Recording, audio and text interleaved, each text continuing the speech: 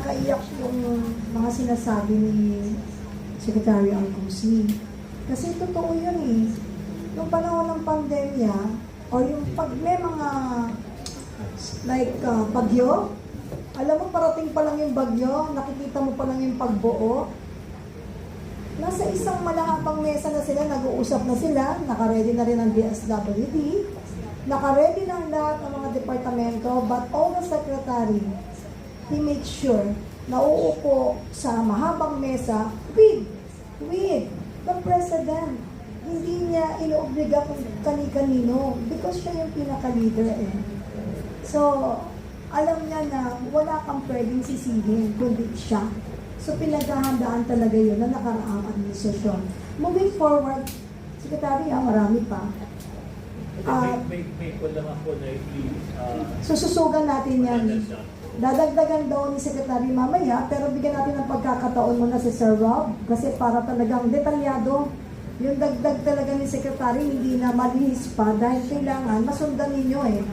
Yung kaalaman kung papaano magpatakbo ng isang progresibo at talaga namang prioridad ang seguridad, binibigyang pagpapahalaga ang mga nangyayari at mangyayari pa lang sa mga nasasakupan at sa lahat ng mga Pilipino talagang magpahanggang ngayon pag makita mo.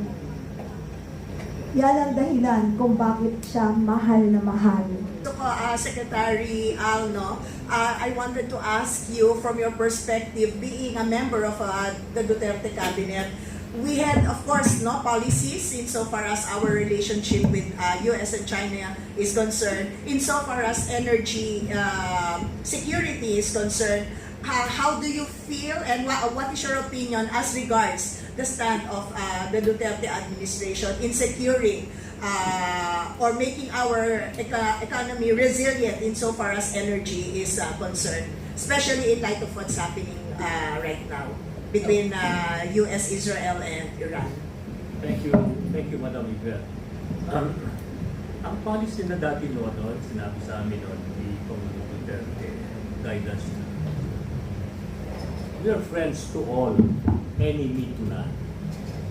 No, I remember when November 2016, the first time that we went to China, the presidential visit, we were there to explore things. Naghanap talaga ng paano magkakaroon ng understanding between countries. And it was not only China, no? It was the same all throughout na pinuntahan namin. So, yung sa China, pagpunta namin doon the first time, so it was meeting people and gave us the leeway to study how we can improve energy, and not only energy, other things. Kaya I remember na during the time of Digong Duterte, nasimulan yung export of durian to China and others, nagbukas. Pero sa energy, sabi namin noon, at ako personally, because I was the one, I can speak about it because ako ang nagtrabaho. Ang one is the party-to-party relationship, PDP. So, PDP as a party, we have our advocacies, our principles. And we studied, I compared. At ipag-meeting ako sa CCP, pinag-aralan ko ano ang kanilang sistema. Ibang-iba. Develop yung system, mature yung system, at talagang it is a working system. We wanted to learn how to care for people. So yun ang sinabi natin. Nagkaroon kami ng party-to-party relationship and people-to-people relationship. Pagdating sa energy, para magkaroon tayo ng energy security, pinagkuha namin kung ano magagawa ng from China. No? I remember what I said then to yung NEA nila, yung National Electricity ko nila. It's not our NEA, the same as NEA, parang yung kanilang ministry. And I told them na, look, I'm not asking for any, I will not ask any grant, any subsidy. What I wanted is that I'm inviting any of your companies in energy to put up a power plant in the Philippines. Without contract, without PSA, without anything. Basta gusto ko lang magtayo kayo, and that will be a merchant power plant. Meaning, nandyan siya to augment the supply.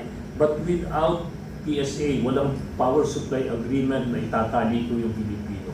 Nagsimula kami na nagsimula yan. But again, because of politics, nabiriya yon hanggang natapos ang aming termino. So as far as the relationship of countries, ipinursu niya yung what is good for the Philippines. No? Tapos we develop an MOU on how to explore dito sa West Philippine Sea. No? Nagtuwa kami dyan because yung West Philippine Sea, yung pangalan, hindi naman nakaregister yun, tayo lang yun hindi naman nakakuha. So pagka nag-uusap kami ng China, sabi ko, they will call it South China Sea. South China Sea. Ako naman, sasabihin ko, well, what you call the West Philippine Sea, that you're calling a South China Sea. Nagaganyanan kami. We never gave up. We never gave up our... Sabi ko nga noon, at that time, during the time, nandun kami sa yung West Task Force, ipabangga na ninyo natin yung barko, bayanan ninyo yung banggay ng China para mag-international issue na.